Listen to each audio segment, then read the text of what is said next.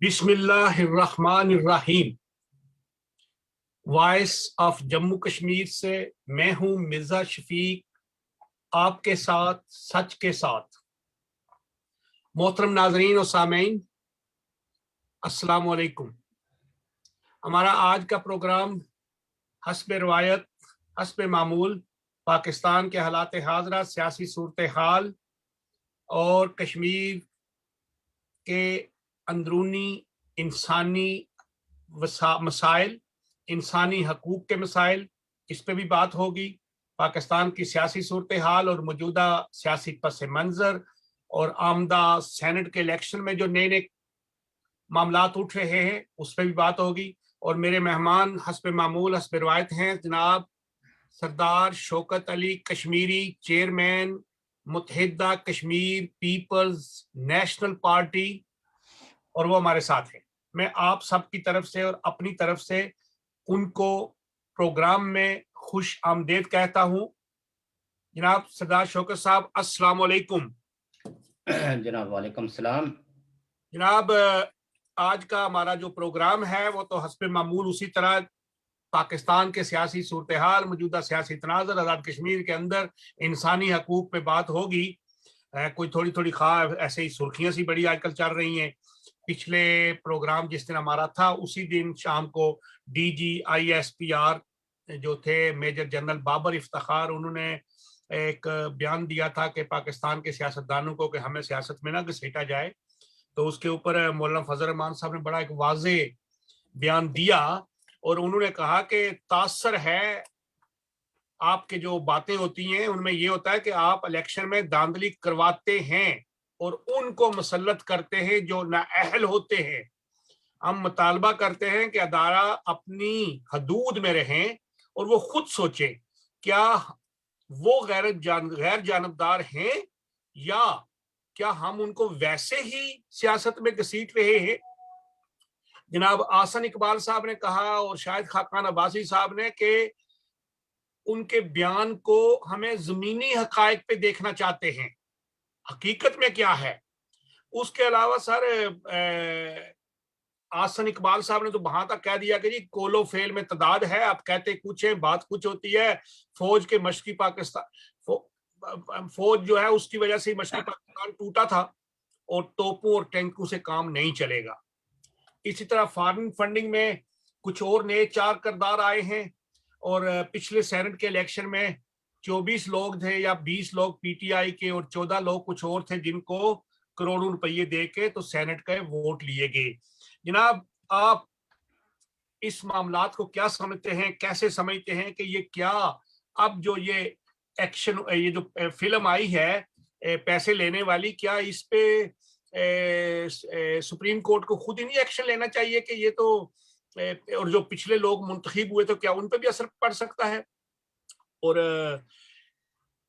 चौधरी निसार साहब ने एक दरमियानी रास्ते से नवाज शरीफ साहब को पैगाम किया कि अगर आप हाथ होला रखें, यानी PDM से थोड़ा हाथ खींच के करें, तो मरियम नवाज की नाअहली को भी अहलियत में तब्दील किया जा सकता है और पंजाब हुकूमत की तब्दीली में भी आपका गवर्नमेंट बन सकती है। तो जब आप पंजाब में हुए तो इमरान खान कभी भी कुछ भी नहीं कर सकेगा। क्या चौधरी निसार अपनी वजारत आला मांग रहे हैं? अब आपसे बाले आप सारे सवालात आपके पास और जवाबात आपके हमारे नाजरीन के लिए। देखिए, सबसे पहले तो जो DGISPR ने जो स्टेटमेंट दी है एक प्रेस कॉन्फ्रेंस में जी, तो ये बात तो बिल्कुल दुरुस्त है कि वो ज़मीनी हकायक के मुग़ायर है। जी, ज़मीनी हकायक उनके कहे हुए अल्फाज का साथ नहीं देती। जी, अगर हम 1947 से लेके तो 2000 जी, 21 तक देखें जी, और इसमें आप ये देखें कि 40 साल तो मुसलसल फौज ने हुकूमत की है। जी, मतलब जब फौज इस्तेमाल होता है तो इट डजंट मीन्स कि एक आम आर्मी वाला सिपाही, हवलदार, कैप्टन, मेजर, कर्नल जो है जी, वो भी وہ رول کرتا ہے یا وہ سیاست میں انوالو ہے. لیکن چونکہ پاکستان آرمی کا جو ڈسپلن ہے اور جو روایت رہی ہے، یہ یوں سمجھیے کہ ہمیشہ پاکستان آرمی کے سپاہی سے لے کے تو 4 اسٹار جنرل تک یہ فالو کرتے ہیں اپنے آرمی چیف کے اقدامات کو. جی آرمی میں نو نہیں ہے، یس ہے. ڈسپلن ہے. اب اس کو آپ یہ کو ڈسپلن کہیں یا جو بھی کہیں، بہرحال آرمی کی جو ترتیب جس طریقے سے ہے اور اس میں جس طرح کا ڈسپلن کے نام پر ایک لگا بندہ سسٹم جو ہے وہ رائج کیا ہوا ہے، اس کے تحت کوئی اکا دکا بغاوتوں کا تو آپ کہہ سکتے ہیں کہ کسی انڈیویجل نے، کسی بریگیڈیئر لیول نے، کسی ایک آدھ جنرل نے کوئی بغاوت کی ہو، کسی ایک کیپٹن نے، کسی ایک میجر نے. لیکن جنرلی آرمی چیف نے، یعنی پاکستان آرمی کے قیام کے بعد آرمی چیف نے جو بھی سٹیپ لیا ہے، چاہے کانسٹیٹیوشن اس کی اجازت دیتا تھا یا نہیں دیتا تھا، یا دنیا کی معروف معنوں میں جو سویلین حکومتیں ہیں، جو پولیٹیکل حکومتیں ہیں، یا جو پالیٹکس کرنے والے لوگ ہیں، عمومی طور پر یہ حق کی حکمرانی جو ہے وہ انہی لوگوں کو حاصل ہے جن کو عوام مینڈیٹ دیں. لیکن پاکستان میں ایسا نہیں ہوا. مارشل لا تو 1958 میں لگا، لیکن اگر آپ یہ دیکھیں تو ایوب خان جو ہے وہ وزیر دفاع تو اسکندر مرزا کو مجبور کر کے، اور بلاخر اسکندر مرزا کو انہوں نے جلا وطن کیا جس وقت انہوں نے مارشل لا لگا دیا. حالانکہ اسکندر مرزا بھی ایک بیوروکریٹ تھے، he was not a politician. جی پھر آپ یہ دیکھیے کہ 10 سال جو ہے وہ انہوں نے گزارا، جی اور انہی کے دور میں ابڈو کا قانون آیا، سیاستدانوں کے خلاف ان کے. وہ سیاستدانوں کے خلاف تھا. پھر آپ یہ دیکھیے کہ جنرل یحییٰ کا دور آیا. جی تو بجائے ایوب خان نے کوئی اپنے آپ کو اقتدار سے بے دخل کرتے ہوئے کوئی الیکشن کی ڈیٹ اناؤنس کی ہو، یا کوئی الیکشن کمشنر کو اختیار دیا ہو، یا کسی بیوروکریٹ کو کہا ہو کہ آپ اقتدار کو سنبھالیں اور اتنے مہینوں کے اندر الیکشن منعقد کریں، نہیں. انہوں نے پریفر کیا کہ اپنا آپ کو جب وڈرو کیا تو جنرل آغا یحییٰ خان جو اس وقت آرمی کمانڈر تھے ان کو اقتدار منتقل کیا، اور انہوں نے جو 1970 کے اندر الیکشنز کروائے، اس وقت کے اگر آپ اخبارات اٹھا کے دیکھ لیں، اس وقت کے تجزیات، یا آپ کہہ سکتے ہیں کہ سرکاری میڈیا جن فورسز کو پروموٹ اور پروجیکٹ کرتا تھا، کبھی کبھی مجھے ایسا لگتا ہے کہ جیسے ہی وہ پروپیگنڈا کم اور ان کا اپنا بلیو زیادہ ہوتا ہے. یعنی وہ ویسے نتائج دیکھنا چاہ رہے ہوتے ہیں اور اس پہ یقین کرتے ہیں کہ جو کچھ ہم کہیں گے لوگ اسی طرح عمل کریں گے. لیکن اور اس وقت بھی یہ جو الیکشنز میں پیپلز پارٹی یا عوامی لیگ یا عوامی نیشنل پارٹی کا کسی تجزیے کے اندر نہیں آ رہا تھا کہ یہ پولیٹیکل پارٹیاں الیکشنز کے اندر اتنی مثالی کامیابی حاصل کر لیں گی. اس میں مسلم لیگ، خان قیوم گریب کونسل مسلم لیگ، جماعت اسلامی اور دیگر پارٹیاں موجود تھی، پر ان 3 پارٹیوں کا نام تجزیات میں نہیں آتا تھا کہ یہ پارٹیاں الیکشن جیت جائیں گی. اور وجہ یہ تھی کہ چونکہ سرکاری کنٹرول تھا میڈیا پہ، اور سرکار جس طرح کا بلیو کرتی تھی اسی طرح کا وہ میڈیا کے ذریعے جو ہے وہ اپنا پیغام پہنچاتے تھے.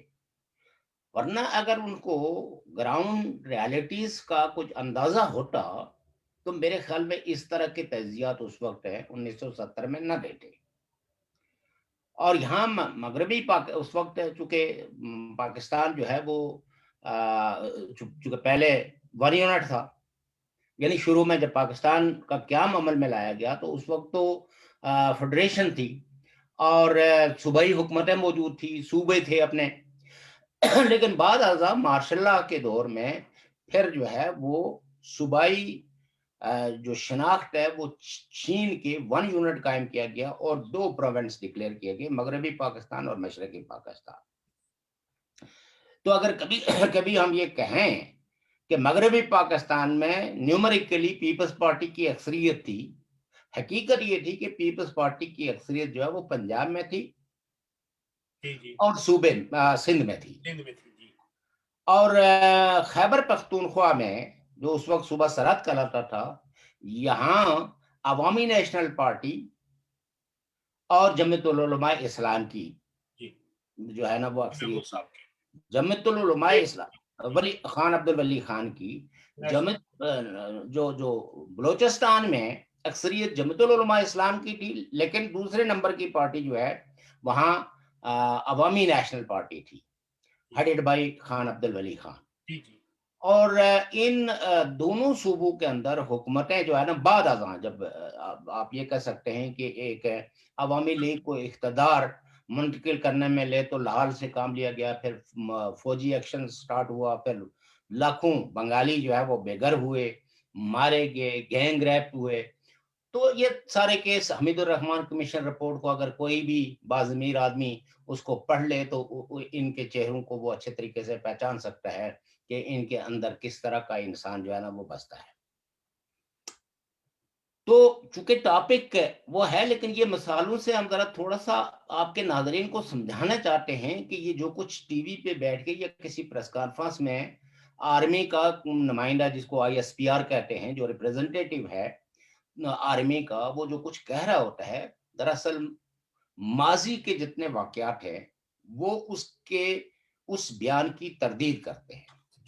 پھر آپ یہ دیکھیے کہ ضیاء الحق جو ہے وہ آگے، ضیاء الحق کے بعد پھر جنرل پرویز مشرف آگے، اور آج تو خود جو حکومت ہے عمران خان صاحب کی، اس کے وزراء، عمران خان کی حکومت اور دنیا بھر کے جو ماہرین ہیں وہ یہ کہتے ہیں کہ یہ ہائبرڈ گورنمنٹ ہے. اس کا مطلب کیا ہے کہ یہ گورنمنٹ انڈیپینڈنٹ نہیں ہے، بلکہ آرمی اور یہ مل کے حکومت چلا رہے ہیں. جب ادر دین جو ریپریزنٹیٹیو، پیپلز ریپریزنٹیٹیو کے کوئی کسی اور کے ساتھ بھی اقتدار شیئر کر رہے ہوں تو اس کو ہائبرڈ نظام کہتے ہیں. اور اس ہائبرڈ نظام میں خود حکومت کہتی ہے کہ، اور پھر یہ جو بار بار یہ کہا جاتا ہے کہ we are on the same page, we are in the one page, تو یہ کس بات کا اظہار ہے؟ کبھی آرمی نے پرائم منسٹر عمران خان کو یا اس کے وزراء کو یا شیخ رشید کو یہ شٹ اپ کال دی کہ آپ لوگ کیا بکواس کرتے ہیں، پیج کیا لگائی ہوئی ہے، ہم تو ایک سبارڈینیٹ ادارہ ہے، ایک انسٹیٹیوشنز ہے جو انڈر کانسٹیٹیوشن سویلین گورنمنٹ کی سپرامیسی کے اندر جو ہے وہ فنکشن کرتا ہے. ہم کوئی پیرالل گورنمنٹ تھوڑا ہی ہیں کہ ہمیں آپ پیجوں پہ لا کے جو ہے وہ کریں. لیکن نہیں، کبھی ISPR نے کبھی اس بات کی تردید نہیں کی ہے کہ we are not on the same page, we are an institution. یہ بات تو جوڈیشری، وہ بھی ایک انسٹیٹیوشن ہے، جوڈیشری کے لیے نہیں کہی جاتی، بیوروکریسی کے لیے نہیں، سویلین بیوروکریسی کے لیے نہیں کہی جاتی. تو آرمی کے لیے، اور آپ کو پتہ ہے کہ پچھلی دفعہ جب نواز شریف صاحب کی حکومت تھی تو وہ بیچارے بڑی کوشش کر کے اس پرسپشن کو دور کرنے کی کوشش کرتے تھے کہ آرمی ہمارے خلاف ہے. تو کبھی کبھی وہ بھی یہ لفظ استعمال کرتے تھے پیج پہ، اور فٹ سے تردیدیں آ جاتی تھی کہ ہمارا حکومت سے کچھ لینا دینا نہیں. مسئلہ کیا تھا کہ اس وقت وہ سویلین حکومت کو نہیں چاہتے تھے کہ یہ سویلین حکومت کمفرٹیبلی حکومت کر سکے. اس وقت وہ چاہتے ہیں، تو لہذا حکومت جیسے ان کو اپنے ساتھ نتھی کرے وہ اس پہ تردید نہیں کرتے، بلکہ چاہتے ہیں کہ لوگوں کو یہ پیغام پہنچنا چاہیے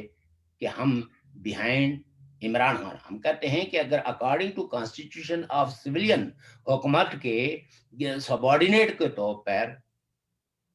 کام کریں تو یہ تو خوش آئند بات ہے، لیکن ایسا ہے نہیں. اور یہی وجہ ہے کہ عمران خان صاحب کی حکومت کو اس قدر مفلوج کر کے رکھ دیا گیا ہے کہ عوام کے لیے یہ حکومت کچھ بھی ڈیلیور نہیں کر سکتی، اور تمام جتنے بھی ادارے ہیں ان پہ ریٹائرڈ جو ہے نا وہ آرمی جنرلز کو ان کا ہیڈ بنا دیا گیا ہے۔ یہ ہے اپیزمنٹ کی پالیسی، اور پہلی حکومتیں بھی یہ اپیزمنٹ کرتی رہی ہیں، کبھی وہ اپیزمنٹ سے خوش ہو جاتے تھے، کبھی نہیں بھی خوش ہوتے تھے، چونکہ جس وقت ان کے لارجر انٹرسٹ کا سوال تھا تو وہ اس حکومت کی پالیسیوں کو لارجر انٹرسٹ میں دیکھ کے تو اس کی حمایت یا اس کی مخالفت کرتے تھے۔ تو یہ چیزیں جو ہے وہ 3 دفعہ جو پرائم منسٹر رہا ہے، جب وہ یہ کہتے ہیں کہ ہمیں، اور آپ کو پتہ ہے کہ ایک معروف اسکینڈل پبلش ہوا تھا ڈان اخبار میں، سرل المیڈا نے کیا تھا، جس کو کہتے تھے وہ ڈان لیکس۔ تو ان ڈان لیکس میں جو آرمی چیف اور آئی ایس آئی چیف کے ساتھ جو کیبنٹ کی میٹنگ ہوئی اور اس میں جو ڈیبیٹ ہوئی، اس میں فورن آفس کا جو انپٹ تھا وہ یہ تھا کہ جی ہمیں دنیا میں اب کوئی سننے کے لیے تیار نہیں ہے، کیونکہ دنیا کے پاس یہ سارے حقائق موجود ہیں کہ آپ ٹیررزم کو امپورٹ کرتے ہیں، آپ ٹیررزم کو ایکسپورٹ کرتے ہیں۔ اور جس وقت اس کی تردید کرنے کی کوشش کی گئی تو شہباز شریف نے کہا کہ دیکھیے جناب، ہم جن جن معروف ٹیررسٹوں کو گرفتار کرتے ہیں آپ ان کو تھانوں سے چھڑا کے لے آتے ہیں۔ اور یہ بھی پاکستان کے اندر کئی دفعہ رپورٹ ہوا ہے کہ جب بھی کوئی قانون پہ عمل درآمد داری کی کوشش کی گئی، اس میں پولیس والا پیٹا گیا، اس میں تھانہ والا پیٹا گیا، اور ڈی ایس پی کے لیول تک کے لوگوں کی پٹائی جو ہے وہ آرمی کی ڈیفرنٹ کمپنیز جا کے، کہ اگر کسی جگہ کسی کو کسی اشارے پہ روکا گیا، اس کا چلان کرنے کی کوشش کی گئی تو اس کی قیمت پورے تھانے کو بلکہ ایس پی تک کو بھگتنی پڑی۔ یہ پاکستان کے اخبارات میں، یہ میں اپنی طرف سے نہیں بلکہ رپورٹڈ کیسز ہیں۔ اور اس وقت کی سویلین گورنمنٹ کی اور آرمی کی یہ ٹسل جو ہے وہ زبان زدہ عام تھی، اور بلاخر جب ایک یعنی سویلین گورنمنٹ،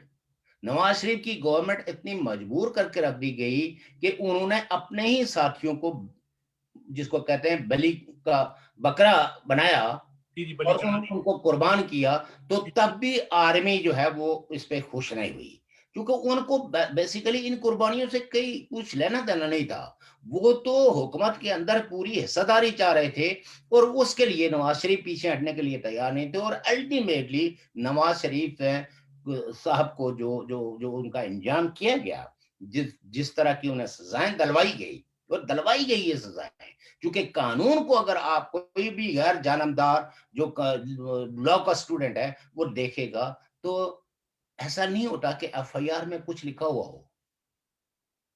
اور آپ اٹھا کے ایف آئی آر سے ہٹ کے کوئی جو ہے نا وہ سزا دے دیں۔ ہاں، مطلب یہ ہے کہ یہ ملزم کو اختیار ہوتا ہے کہ ایف آئی آر کے اندر درج مدرجات کو وہ چیلنج کر کے تھرو سرکمسٹانشل ایویڈنس یا تھرو ڈفرنٹ ایویڈنس وہ اس کو ریجیکٹ کروائے۔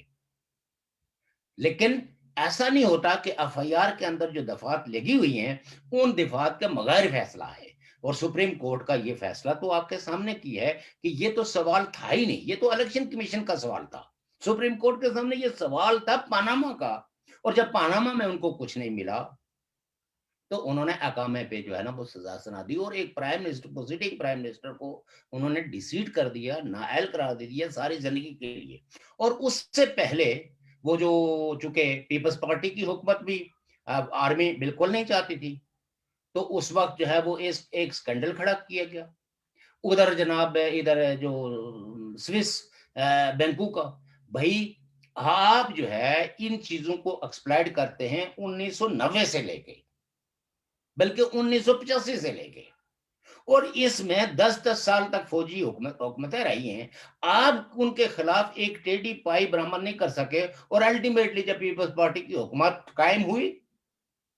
اور اس میں صدر جو ہے وہ آصف علی زرداری بنے اور پرائم منسٹر جو ہے وہ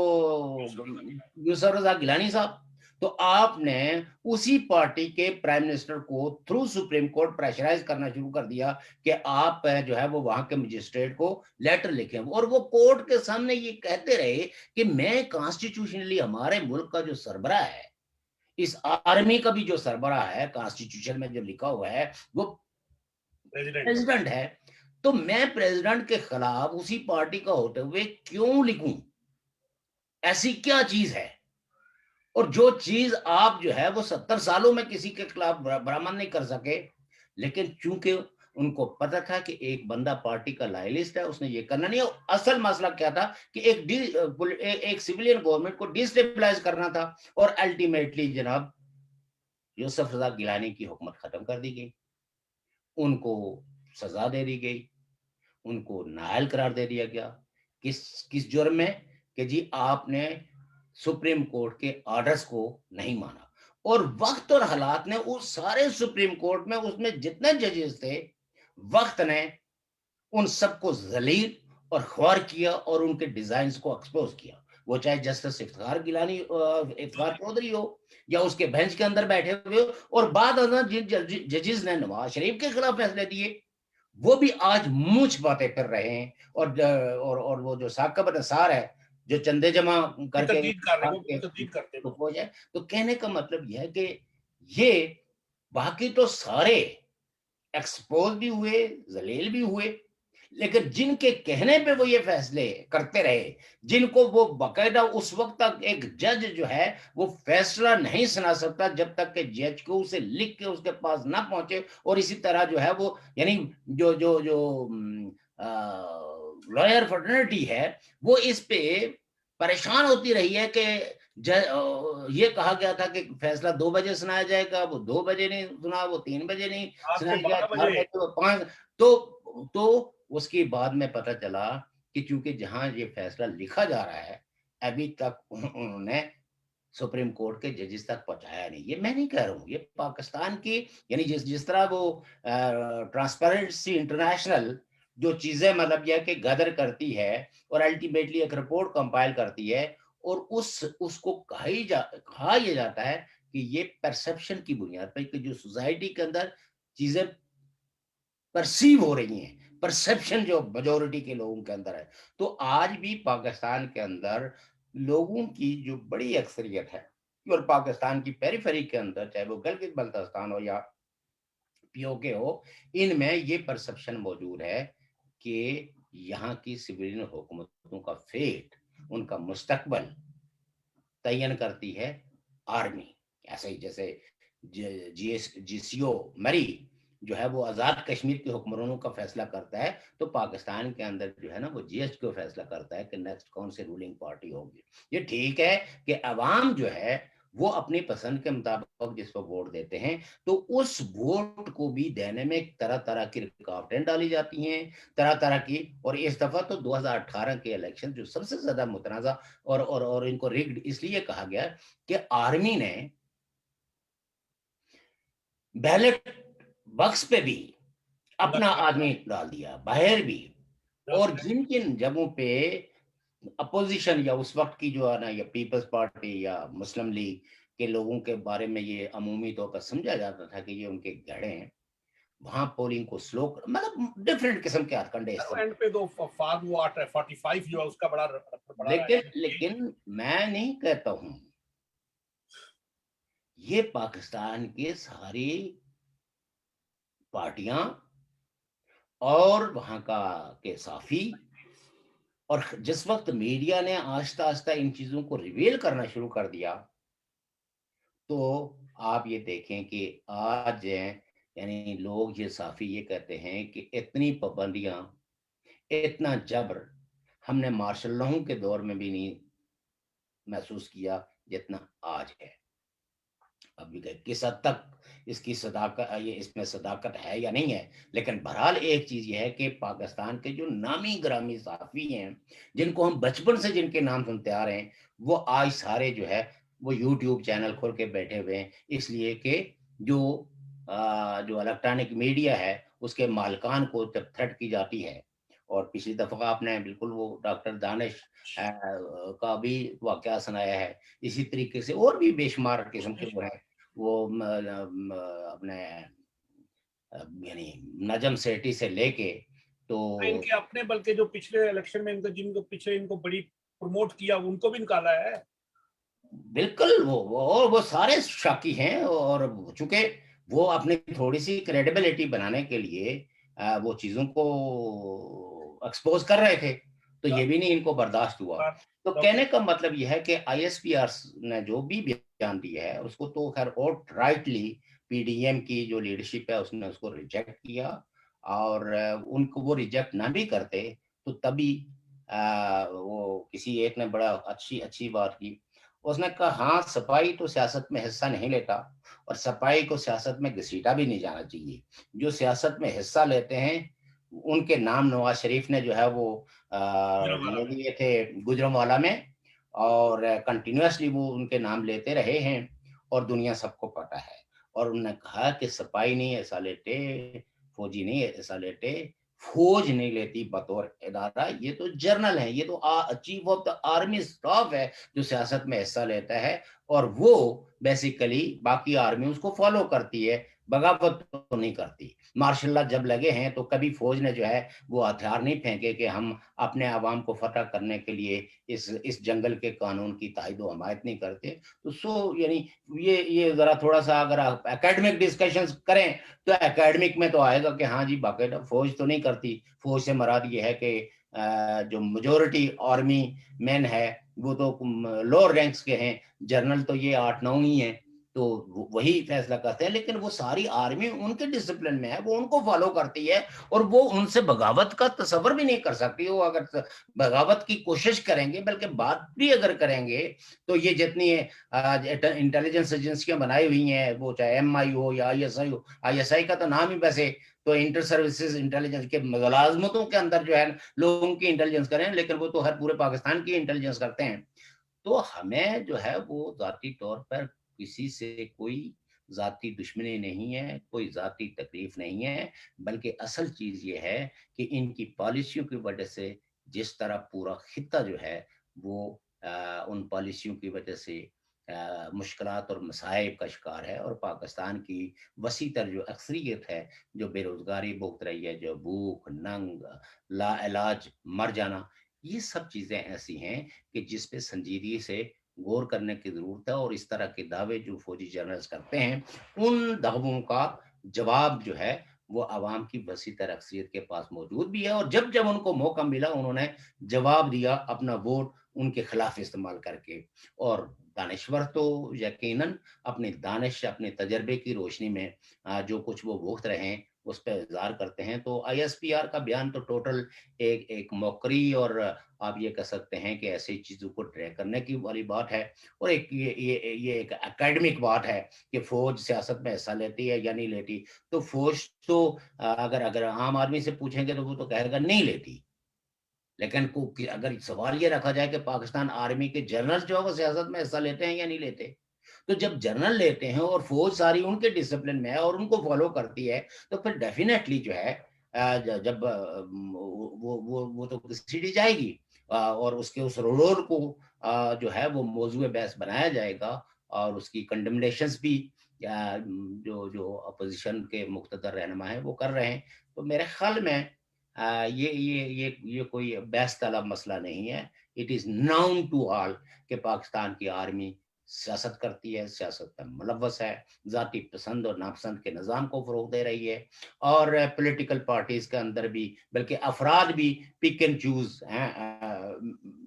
کرتے ہیں۔ تو یہ تو آپ کے سوال کا پہلے حصے کا کل پرسوں وہ کیپٹن صفدر صاحب نے پریس کانفرنس کی ہے پشاور میں جی نیب کورٹ کے سامنے، انہوں نے کہا کہ جنرل فیض حمید اور justice Javed Iqbal G NAB کے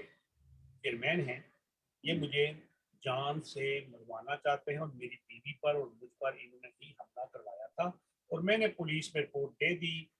ایف آئی آر کٹ گئی، لیکن وہ ایف آئی آر میں نام ایسے نہیں لکھے۔ انہوں نے کہا میں نے اپنے وکلاء کو بتا دیا ہے کہ مجھے پی ڈی ایم کی تحریک سے میری بیوی کو ریموو کرنا چاہتے ہیں، یہ چاہتے ہیں کہ میں اس کے ساتھ حرکت نہ کروں، اس کو لے کے آگے پیچھے، اس لیے مجھے یہ پہلے تو اندر کروائیں گے یا کچھ، اور اس کے بعد زہر بھی دے سکتے ہیں، یہ بھی کر سکتے ہیں، اور اگر کچھ ہوا تو اس کا ذمہ دار جنرل فیض حمید اور جسٹس جوید اقبال ہیں، اور اگر کوئی میری نسل سے ہوا، انہوں نے کہا میں ہزارے کا ہوں، میں 1872 سے لے کے میرا استعمال ہے، میرا ہر چیز ہے، میں استعمال میں ہوں،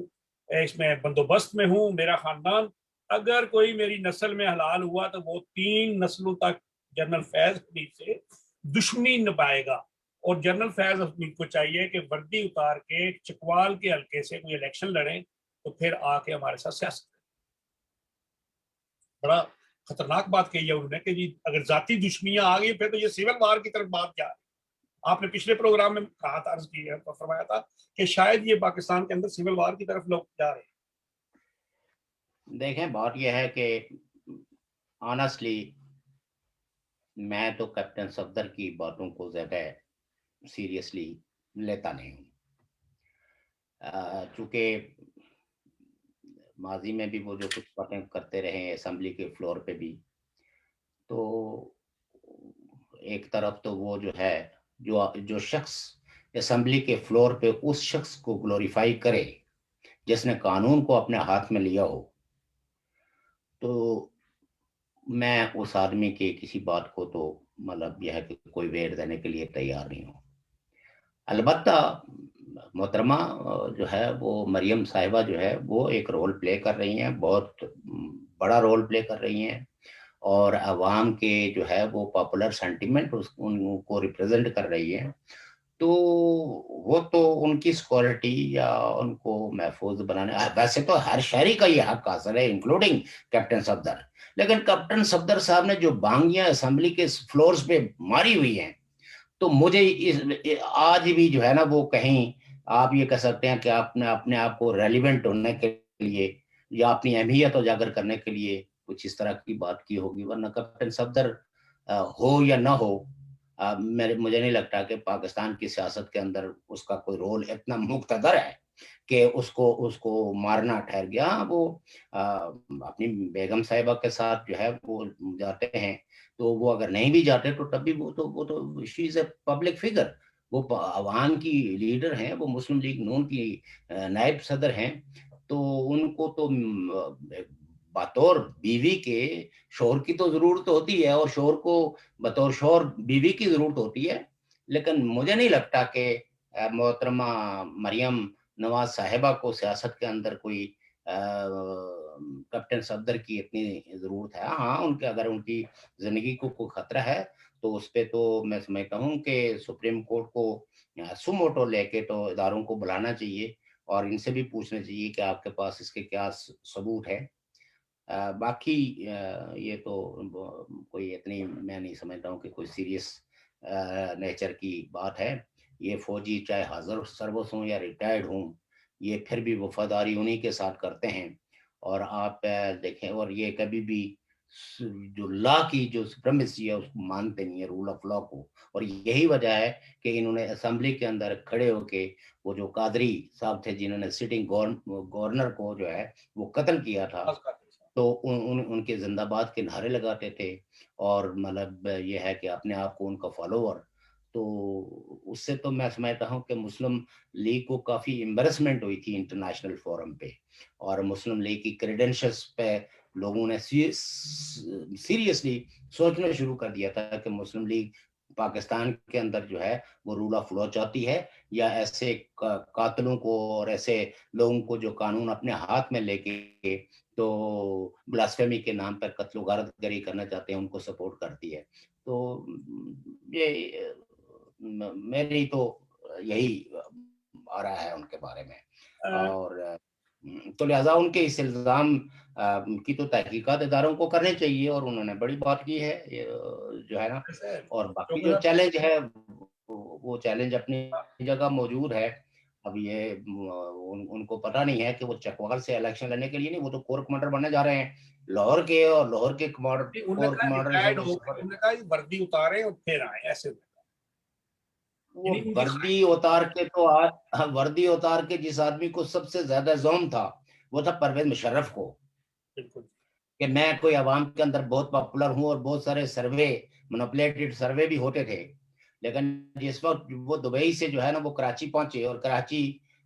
میں ایم کیو ایم کے ساتھ ہے ان کی کافی رشتہ داریاں بھی تھی، اور انہوں نے اپنے دور میں ایم کیو ایم کو کافی نوازا بھی تھا. تو جب پہنچے تو 200 آدمی جو ہے نا وہ نہیں ایئرپورٹ پہ اپنے استقبال کے لیے اکٹھے کر سکتے. تو یہ جنرلوں کو ایسی کوئی گوش فہمی نہیں ہوتی, اور اسی لیے جو ہے وہ جب ان کو اقتدار ملتا ہے یا یہ جس بھی پاور, جب ان کو پاور انجوائے کرنا ہوتا ہے تو اس کو فل انجوائے کرتے ہیں کہ ان کو پتا ہوتا ہے کہ ہم نے کبھی عوام کے سامنے نہیں جانا ہے جو ہمیں جواب دہ بنائے. تو جواب دہی کا احساس جو ہے وہ ان کو صرف ہمیشہ اپنے سینئرز کا ہوتا ہے, جونیئرز کے سامنے بھی وہ جواب دہ نہیں ہوتے. تو یہ ایک میکنزم ایسا ہے جس میکنزم کی وجہ سے یہ ساری برائیاں جنم لیتی ہیں. اور پاکستان میں انفارچونیٹلی جوڈیشری بہت کمزور ہے, انڈیپینڈنٹ نہیں ہے, اور ججز جو ہے وہ باہر کا پریشر قبول کرتے ہیں. اور اب تو وکلا نے بھی جو ہے وہ اپنے ہاتھ میں قانون کو اس طرح کے لے لیا کہ نہیں کل لیکن کل میں سن رہا اسلام تھا آباد میں کہ جو جی مفتی اثر صاحب نے من اللہ جن کو نسبتاً یہ سمجھا جاتا ہے, نسبتاً ریلیٹیولی کہ وہ ہی از انڈیپینڈنٹ جج, چیف جسٹس آف اسلام آباد ہائی کورٹ, تو ان کے کورٹ کے اندر جس طرح کی ادم بازی کی گئی, جس طرح کی جو ہے وہ اچھل کود کی گئی, اور لیکن عدالت اور ان کو ٹائم سے پکڑا گیا, اور تمام گملوں کو وہ آج انہوں نے کہا ہے کہ میں حیران ہوں کہ یہ پڑھے لکھے لوگ ہیں اور ان کو یہ نہیں پتا کہ ان گملوں کا کوئی قصور نہیں ہے. تو بہرحال اینی ہو, وہ ایک لمبی بات ہے. دو سابق جو اپنا کامران مرتضیٰ صاحب سابق سپریم کورٹ سے بار صدر تھے, اور جناب لطیف افریدی صاحب نے بڑی مذمت کی ہے. انہوں نے کہا یہ بہت, ہم بالکل اس چیز کی مذمت کرتے ہیں, اور یہ چند لوگ ہیں جن نے ایسے کیا ہے, یہ اس کی انکوائری ہونی چاہیے, ان کے اوپر مقدمے بننے چاہیے, ان میں عدالت کا جو تشخ ہے, جو اس کا عزت و احترام ہے, اس کو نقصان پہنچایا ہے. انہوں نے جڈیشری کو نہیں, پورے جسٹس کے جو سسٹم ہے اس کے منہ پہ دبا لگایا. یہ کل انہوں نے ایک میرا خیال حامد میر صاحب کے پروگرام میں بھی کہا ہے. اور دوسری بات یہ ہے کہ ابھی وہ ایک بار 2-3 سوال ہیں, آج کا پروگرام ہم جلدی ختم کریں گے 5:30 بجے تقریباً. وہ اس لیے کہ ایک تو فارمل فنڈنگ میں 4 نئے لوگ ان کے آگے ہیں سامنے, ایک چپراسی, آفس بوائے, ایک کمپیوٹر آپریٹر, ایک اکاؤنٹنٹ, اور ایک وہ ریسیپشن ہوتا ہے جو ایسے تھے. تو ان لوگوں کے اکاؤنٹ میں پیسے آئے تھے, اور وہ پیسے آگے کدھر گئے وہ نہیں پتہ لگ رہا. تو اکبر ایس صاحب نے بھی اس پہ بھی, بابر صاحب نے بھی الیکشن, اور الیکشن کمیشن نے پی ٹی آئی کے ایک ایم این اے کو میرا خیال ہے بابا سخت وارننگ دی ہے, اور نظر تو یہ آ رہا ہے کہ وہ گھر جا رہے ہیں. کراچی سے فیصل واڈا ہے, ان کی ڈبل نیشنلٹی, ڈبل نیشنلٹی پہ بات ہے ان کی. اور اس کے بعد سر بات کریں گے, وہ ہمارے اپنے احباب سارے ہم سے پوچھتے جی کشمیر کے بارے میں بات کیا کریں. تو میں نے ایک دوست سے انہوں نے لکھا جی کہ آپ ادھر کی بات کرتے ہیں ادھر کی نہیں کرتے. میں نے کہا یار ہم رہتے ادھر ہیں تو پہلے اپنے گھر کے اندر منجی تھلے ڈانگ پھیر لویے, پھر آگے چلتے ہیں, دوسرے کے گھر میں بعد میں جا کے دخل اندازی کریں گے. تو یہ جو ہماری آزاد کشمیر کے اندر جو موجودہ ہے یہاں پہ سیاست آپ دیکھ رہے ہیں, ابھی الیکشن بھی آنے والے ہیں 22 مئی میں. تو جماعتوں کے اتحاد بن رہے ہیں, لوگ جڑ در شامل ہو رہے ہیں, کوئی جا رہے ہیں کچھ آ رہے ہیں. اور کل ہماری ایک آزاد کشمیر کی بہو محترمہ نورین ظفر, غازی ملت سردار ابراہیم صاحب کی جو بہو تھی, وہ فوت ہو گئی ہے کل. نورین ظفر نام تھا ان کا, she was a member national assembly, وفاق سے آئی ہوئی تھی, وہ پی ٹی آئی کی تھی, اور یہ میرے خیال بیسیکلی پشاور سے تعلق رکھتی تھی. تو یہ فوت ہو گئی ہیں. ہمیں بحیثیت کشمیری, کیونکہ وہ ہماری کشمیر کی بہو تھیں, وہ ہمارے کشمیر کے ساتھ رشتہ داری تھی, ایز اے ہیومنی انسان ہمیں ان کی وفات پہ افسوس بھی ہے. تو ہم ان کے لواحقین سے بھی یہی تعزیت کر سکتے ہیں. وہ آپ کے تو بالکل علاقے کے بالکل سارے نزدیک ہیں. تو اگلی بات یہ کرنی ہے کہ یہ کس طرف جا آپ دیکھ رہے ہیں آزاد کشمیر کی سیاست کا اگلا کیا یہ دڑا دڑ کام ہو رہا ہے. اور وزیر اعظم صاحب کہہ دیتے ہیں جی میں آخری وزیر اعظم ہوں, اگر آخری ہے تو پھر آگے الیکشن کس لیے ہوں گے, اگر الیکشن ہوں گے تو پھر آئے گا کون, اور اگر آئے گا کون تو وہ کیا کریں گے, کیا مسئلہ ہوگا اس کا. اچھا, ایک تو نیوز آپ کو میں دے دوں جو آج اخبارات میں بھی چھپی ہے, وہ یہ ہے کہ جو چونکہ 2019 5 اگست 2019 سے جی جو ریاست جموں کشمیر کا وہ حصہ جو بھارت کے زیر انتظام یا قبضے میں ہے, جی وہاں جو ہے وہ انٹرنیٹ سروس جو ہے وہ معطل کر دی گئی تھی. پھر پارٹلی اس کو بحال کیا گیا 2G جی جی جی 3G اب یہ ہے کہ فل فلیج مطلب یہ ہے کہ پوری ریاست کے اس حصے کے اندر جو بھارت کے زیر انتظام ہے اس میں جو ہے وہ انٹرنیٹ سروسز بحال کر دی گئی ہیں with full speed like 4G اور 5G تک. یہ آج جو ہے وہ گورنمنٹ کل گورنمنٹ نے نوٹیفیکیشن جاری کر دیا ہے. دوسری بات یہ ہے کہ ریاست جموں کشمیر کے حوالے سے جو بائیڈن انتظامیہ ہے انہوں نے ان کا نمائندہ ہے انہوں نے ایک بریفنگ دیتے ہوئے یہ کہا کہ بائیڈن انتظامیہ کے لیے ریاست جموں کشمیر کے کسی حصے کے اندر بھی ہیومن رائٹس وائلیشن ٹوٹلی ان ایکسیپٹیبل ہے اور ہندوستان اور پاکستان کی دونوں حکومتوں کو خبردار کیا گیا ہے کہ انسانی حقوق کے تحفظ کے لیے ایک فوری طور پر اقدامات کیے جائیں اور جو بارڈرز پہ جو ٹینشنز ہے اور یہ جو کراس فائرنگ سے جو لوگوں کی زندگی اجیرن ہوئی ہے اس کو فوری طور پر بند کیا جائے اور یہ جو ہے وہ مذاکرات کریں اور مذاکرات کے ذریعے جو ہے وہ اس مسئلے کو وہ حل کی طرف جائے. یہ تو جو بائیڈن کی جو ہیں مسٹر زید تارر ان کا نام ہے اور وہ اسپوکس پرسن ہیں فورن آفس کے انہوں نے یہ اسٹیٹمنٹ دی ہے.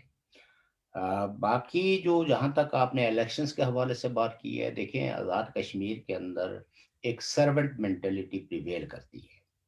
پاکستان کے اندر تک کچھ سرونٹ فیملیز تھی جو کالونیل ایئر کے اندر یعنی سامراجیت کے دور کے اندر وہ فیملیز جو ہے وہ کالونیل انٹرسٹ سرو کرتے تھے ان کے کہنے پہ اور ان کی اس کی بجاوری کے لیے وہ افرادی قوت بھی مہیا کرتے تھے اور جو کوئی باغی ہوتا تھا اس کا سر کچلنے کے لیے بھی اپنے فوج جو ہے نا ان کا. تو آزاد کشمیر کا جو قیام عمل میں لایا گیا ہے یہ کوئی آپ یہ کہہ سکتے ہیں کہ اب اس کو بھی 72-71 سال ہوئے ہیں تو یہاں تو ابتدا ہی پاکستان نے اپنے مرضی کے لوگ مسلط کیے ہیں. سردار محمد ابراہیم خان صاحب جو ہے وہ چاہے وہ ادروائز کچھ بھی ہوں لیکن آزاد کشمیر کے صدر تو جو ہے نا وہ پاکستان نے منتخب کیا تھا اس وقت وہ لوگوں کے ووٹ سے نہیں آئے تھے اور پھر یہ سلسلہ جاری رہا اور آپ یہ کہہ سکتے ہیں کہ 1962-63 میں جب بنیادی جمہوریت پاکستان میں جمہوریتوں کے نظام سے بحال لایا گیا ایوب خان نے تو اس وقت کیش خورشید مرحوم کو جو ہے وہ آزاد کشمیر کا صدر بھی بنایا گیا کیونکہ اس میں اسٹیٹ کاؤنسلرز جو ہے وہ صدر بناتے تھے. تو اس کی بھی ایک ڈیفرنٹ داستان ہے کہ کس طرح وزارت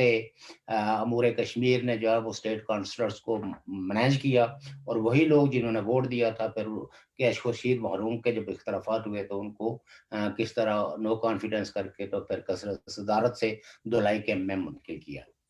اور سردار ابراہیم صاحب کے ساتھ بھی یہی ہوا کہ 1950 میں ان کو اقتدار سے بے دخل کر کے پھر ان پہ آزاد کشمیر میں داخلے پہ پابندی پھر ان کے خلاف غداری کا مقدمہ FIR درج کروائی گئی جو انہوں نے اپنی کتاب میں بھی ذکر کیا ہے اور بالآخر جو ہے وہ آپ یہ کہہ سکتے ہیں کہ ایک بہت بڑی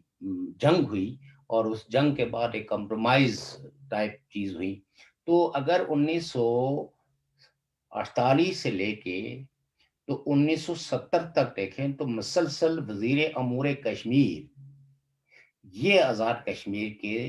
صدور کا یعنی لیڈروں کا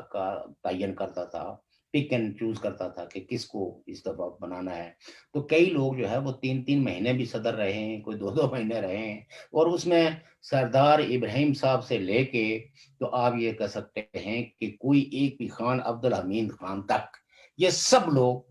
وزیر امور کشمیر کے منتخب کیے ہوئے تھے. اور چودھری غلام عباس وہ ہسٹری ہم اس وقت نہیں بیان کریں گے کہ مسلم کانفرنس کو کس طرح امپاور کیا گیا. تو نتیجہ یہ ہے کہ آزاد کشمیر کے لوگوں کو سدھایا گیا ہے مختلف طریقوں سے ہتھکنڈوں سے اور ان کو یہ باور کرایا گیا ہے کہ اسلام آباد کی مرضی اور منشا کے خلاف آپ نے ووٹ نہیں دینا ہے. یہاں اگر کوئی آدمی پاکستان کے اندر کتنا بھی ان پاپولر ہو چاہے وہ آمر ہو چاہے وہ لوگوں کے ووٹ سے منتخب کیا ہو، اس کو آپ نے فالو کرنا ہے. تو اس کو کہتے ہیں سروینٹ مینٹلٹی، ٹو سرو ادرس. تو آزاد کشمیر میں تحریکیں تو موجود ہیں، انڈیپینڈنس کی تحریک بھی موجود ہے، پاکستان کے خلاف لوگوں کے سویل گریونسز بھی موجود ہیں، لیکن چونکہ وہ ووٹ لینے اور دینے کا ایک مخصوص قسم کا میکانزم ہے، اس میں چند ایک ایسی جو قوانین ہیں ان کا سہارا لے کے تو آپ یہ کہہ سکتے ہیں کہ کوئی انڈیپینڈنٹ مائنڈ کا آدمی جو ہے وہ الیکشن کو پارٹیسپیٹ ہی نہیں کر سکتا. اور جب آپ ان شرائط پہ الیکشن میں حصہ لیتے ہیں تو پھر لوگ یہ دیکھتے ہیں کہ کون سا شخص، کون سی پارٹی ہمارے لیے کوئی بہتر پیکج دے سکتی ہے. تو یہی وجہ ہے کہ جس وقت پاکستان میں پیپلز پارٹی ہوتی ہے تو آزاد کشمیر میں پیپلز پارٹی، جس وقت پاکستان میں مسلم لیگ نون ہوتی ہے تو آزاد کشمیر میں مسلم لیگ نون. اب پی ٹی آئی ہے تو آپ یہ کہہ سکتے ہیں کہ ان کی ممبرشپ کی جو بکیں ہیں وہ ختم ہو گئی ہیں، لیکن شاملیت کے لیے جو لوگوں کی کٹاکٹ ختم نہیں ہوئی ہے. اب یہ چیزیں ٹرانسلیٹ ہوتی ہیں جا کے ووٹ میں یا نہیں، یہ ابھی کہہ نہیں سکتے. اور اس کا بہت زیادہ دارومدار اس بات پہ ہے کہ پی ڈی ایم کی تحریک کیا شکل اختیار کرتی ہے. اگر عمران خان صاحب کی حکومت نے سروائیو کیا آزاد کشمیر کے الیکشن تک تو پھر تو نتائج کوئی زیادہ مختلف نہیں آئیں گے جیسے گلگت بلتستان میں آئے ہیں. تو اسی طرح کے لیکن شاید یہاں وہ اس طرح کے رزلٹ ذرا تھوڑا سا کمپٹیشن پیدا کریں گے کہ تاکہ الیکشنز کو کریڈیبلٹی ہو. مجھے اچھی طریقے سے یاد ہے کہ دیر کوٹ کے حلقے سے ایک بہت ہی مقتدر شخصیت جو ہے وہ ان کے لیے کہا جاتا تھا کہ وہ الیکشن ہارنے والے ہیں، اور آلموسٹ وہ ہار گئے تھے، وہ ایک ایسے ان نون آدمی کے ہاتھوں. تو پھر جو ہے وہ وزارت امور کشمیر اور اسٹیبلشمنٹ نے مل کے تو ہارے ہوئے کینڈیڈیٹ کو جو ہے وہ جتوا دیا محض الیکشن کی کریڈیبلٹی کے لیے، کیونکہ وہ سمجھتے تھے کہ اگر ان کو ہرا دیا گیا تو پھر یہ ہار گئے، بھلے اکثریتی ووٹ ان کے خلاف ہیں. تو چونکہ وہ جو جیتنے والا تھا وہ اس وقت چونکہ رولنگ پارٹی سے تعلق رکھتا تھا اور پاکستان میں اس کی حکومت تھی، شاید پیپلز پارٹی کی حکومت تھی. تو کہنے کا مطلب یہ ہے کہ سردار قیوم صاحب ہوں یا سردار ابراہیم صاحب ہوں یا جتنے بھی بڑے بڑے نام آزاد کشمیر کی سیاست میں گنے جاتے ہیں، ان کی اپنی لوکل انتخابات اور اس میں جیتنے کا دارومدار بھی پاکستان کی اسٹیبلشمنٹ پہ ہوتا ہے، جس کو نہ چاہیں تو وہ نہیں ہار سکتا. اور بعض دفعہ ان کی اپنی ضرورت بن جاتی ہے کچھ ایسے لوگوں کو ان الیکشنوں میں جتوانے کی،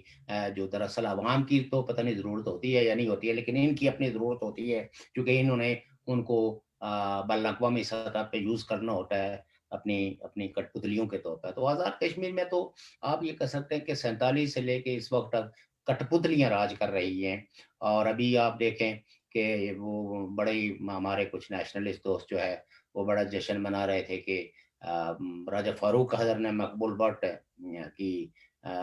برسی کے موقع پہ جو ہے نا عام چھٹی کا اعلان کیا، اور بلکہ ان کا اپنے کوئی الفاظ بھی اسی طرح کے تھے کہ مقبول بٹ اور افضل گرو کی شہادت کے موقع پہ ہم 11 فروری کو جو ہے نا عام چھٹی. لیکن جو نوٹیفیکیشن جاری کیا ہے وہ تحریک آزادی کے شہداء کے نام پہ وہ کیا ہے، اس میں مقبول بٹ کا یا افضل گرو کا نام شامل نہیں کیا گیا، جو اب لوگ دیکھ سکتے ہیں. اس لیے کہ وہ یہ سمجھتے ہیں کہ مقبول بٹ کی چھٹی کے نوٹیفیکیشن کا مطلب چونکہ اس کے کچھ وارثین آزاد کشمیر میں موجود ہیں، جے کے ایل ایف کی شکل میں، عوامی نیشنل پارٹی کی شکل میں، دوسری پارٹیوں کی شکل میں، تو وہ پھر مطلب یہ کہ اس نام کو کہیں ایسا نہ ہو کہ اپنے حق میں کیش کر دیں. تو نوٹیفیکیشن میں اس آدمی کا جس کے نام پہ آپ چھٹی کر رہے ہیں، زبانی کلامی تو آپ کہہ رہے ہیں کہ ہم مقبول بٹ کے نام کی چھٹی کر رہے ہیں، لیکن آپ نوٹیفیکیشن کے اندر مقبول بٹ نہیں شامل کر رہے ہیں. جیسے چودھری غلام عباس کی چھٹی ہوتی ہے تو باقاعدہ نوٹیفیکیشن میں نام شامل ہے. اسی طریقے سے جس وقت آپ کیش وزیر محروم کی چھٹی کا وہ کرتے ہیں تو نوٹیفیکیشن جاری ہے، لیکن مقبول بٹ کا نام نوٹیفیکیشن میں موجود نہیں ہے. تو آزاد کشمیر کے حوالے سے کبھی تفصیلاً ہم اس کا سوشو اکنامک کریں گے اس کا تقابل بھی کریں گے، اور یہاں کی جو پولیٹیکل پارٹیز ہیں یا ایمرجنس اور کانسٹیٹیوشنل ایوولوشن جو ہوا ہے اس پہ بھی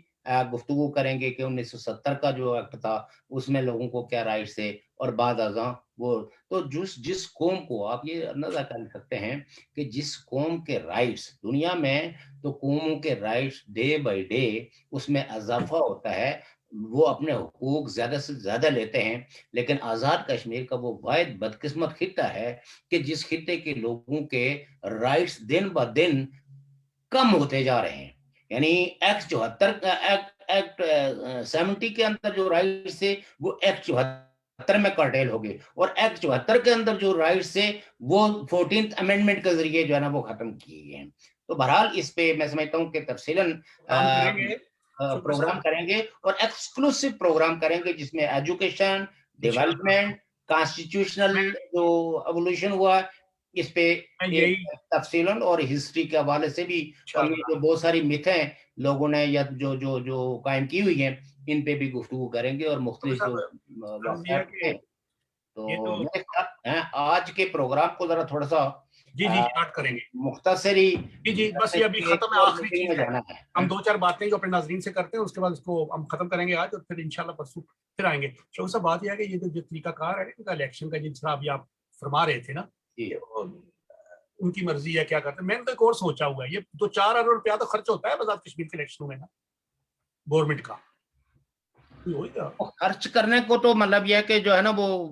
پتہ نہیں چلو کتنا خرچ کرتے ہیں, لیکن بہرحال کچھ کینڈیڈیٹ بھی کرتے ہیں نا, کینڈیڈیٹ بھی کرتے ہیں پیسے خرچ, جی ہاں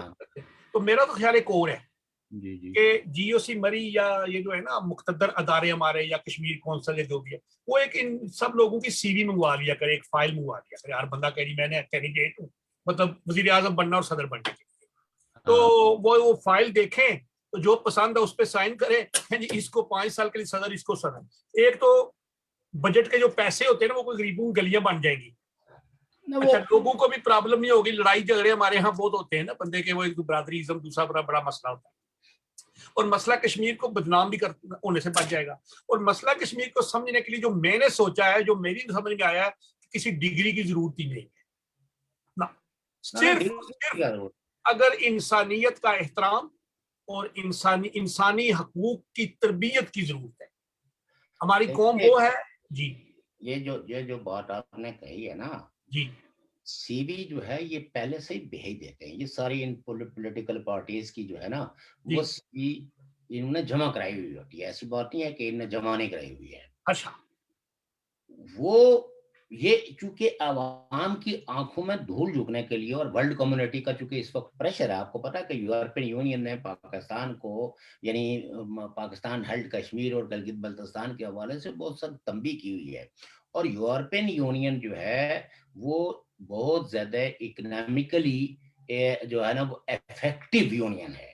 یہ پوری دنیا کے ساتھ اکنامکل جو رشتے ہیں وہ بہت سٹرانگ ہیں, اور یہ دنیا کو غریب کرنے میں اور دنیا کو امیر کرنے میں بہت اہم رول پلے کرتے ہیں. تو لہٰذا یہ ہے کہ یہ جو کچھ ہے یہ ورلڈ کمیونٹی کی آنکھوں میں دھول جھونکنے کے مترادف ہے. وہ چاہے گلگت بلتستان ہو اور یہاں ہو, یہ اپنی کٹھ پتلیوں کو, اور پھر